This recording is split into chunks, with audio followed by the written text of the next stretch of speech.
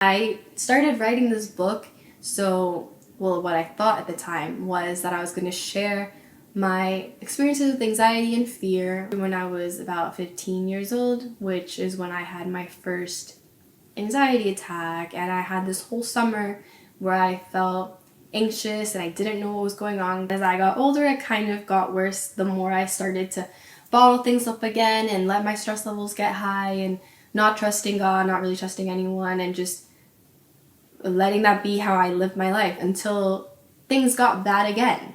And when they got bad, really bad again, was when I was like 22.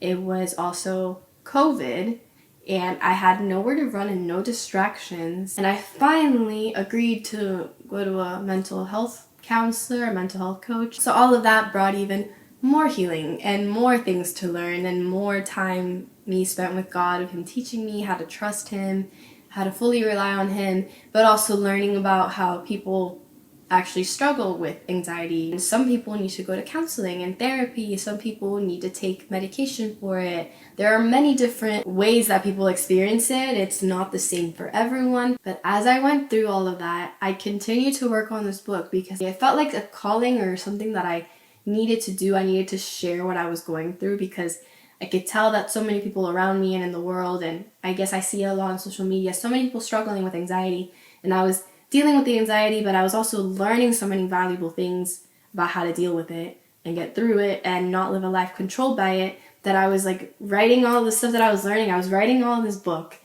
mixed with my testimony from when I was 15 and everything that happened with my family when I was younger. It's crazy that the book is finally done, and I am so excited to share it with you all. I hope that you find hope in hearing a little bit about my story. I pray that this book will be a blessing to all of you and that God can use it to help you truly live a life full of joy and full of peace that surpasses all understanding.